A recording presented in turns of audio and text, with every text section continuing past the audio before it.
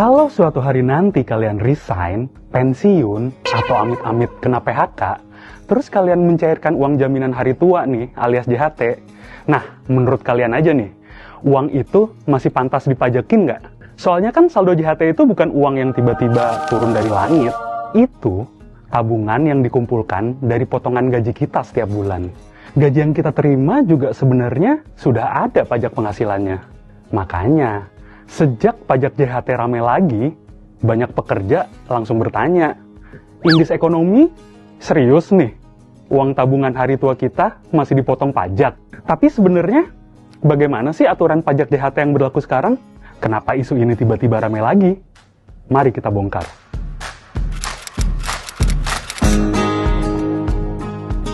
Sebelum marah-marah soal pajak JHT, ada satu hal nih yang sering bikin kita salah paham. Faktanya, tidak semua kok pencairan JHT dikenai pajak. Menurut data BPJS Ketenagakerjaan, selama Januari sampai Mei 2026, terdapat sekitar 1,72 juta klaim JHT.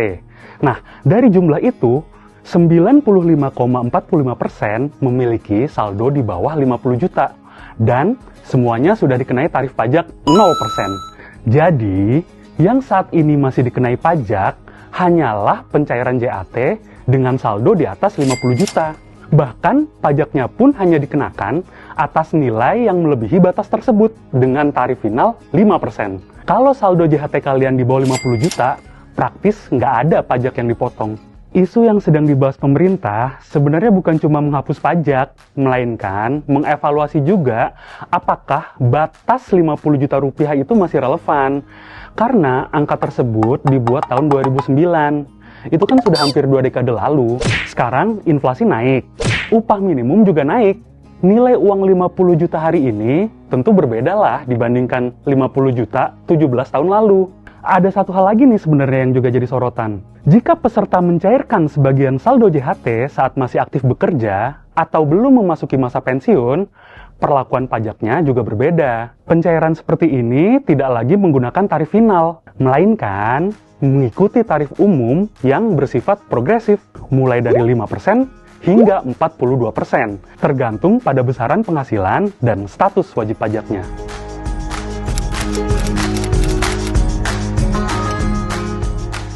Menurut Serikat Pekerja, saldo JHT adalah tabungan sosial. Uangnya berasal dari iuran yang selama bertahun-tahun dipotong dari gaji pekerja dan ditambah kontribusi perusahaan. Ya kalau gitu, kenapa saat uang itu kembali ke pemiliknya masih harus dikenai pajak? Bahkan, Konfederasi Serikat Pekerja Indonesia berpendapat nih, kalaupun ada yang layak dikenai pajak, seharusnya hanya hasil pengembangannya, bukan pokok tabungannya.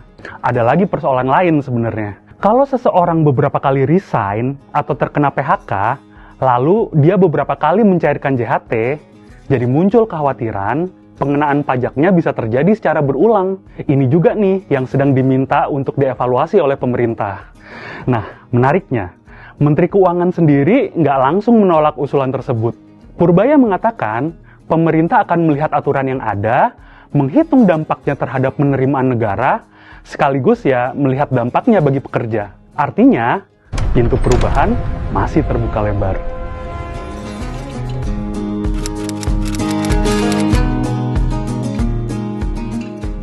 Kalau kita lihat aturan perpajakannya, sebenarnya desain pajak JHT ini emang cukup unik sih. Selama uang masih tersimpan di BPJS Ketenagakerjaan, baik itu iuran maupun hasil investasinya, itu nggak jadi objek pajak penghasilan. Pajak baru muncul ketika manfaat JHT dibayarkan kepada peserta. Secara hukum, pemerintah menganggap saat uang itu dicairkan, peserta memperoleh tambahan kemampuan ekonomi. Itulah yang dianggap layak menjadi objek pajak penghasilan. Sekarang pemerintah sedang mempertimbangkan beberapa opsi. Salah satunya, menaikkan batas bebas pajak, misalnya dari yang sekarang 50 juta menjadi 100 juta. Direktur Jenderal Pajak Bimo Wijayanto mengatakan, DJP masih menunggu arahan dari Menteri Keuangan karena evaluasi kebijakan ini berada di ranah Direktorat Jenderal Strategi Fiskal. Yang jelas, kalau ambang batas itu benar-benar dinaikkan nih, ya jumlah pekerja yang bakal menikmati pembebasan pajak akan semakin besar. Tapi di sisi lain, pemerintah juga harus menghitung konsekuensinya terhadap penerimaan negara. Karena setiap insentif pajak nih, sekecil apapun, ya tetap memiliki biaya fiskal.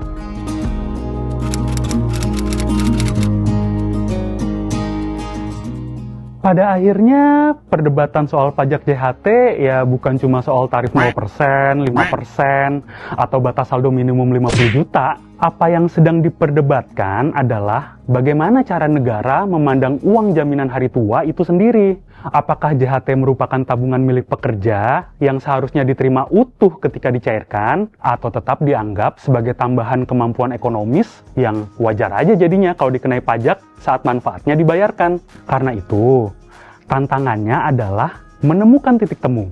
Bagaimana pekerja bisa memperoleh manfaat JHT secara maksimal tanpa harus mengorbankan kemampuan negara menghimpun penerimaan. Ya, terus menurut kalian gimana? Apakah batas bebas pajak JHT emang udah waktunya dinaikkan? Atau emang pajak JHT sebaiknya dihapus sama sekali? Sampai jumpa di episode berikutnya.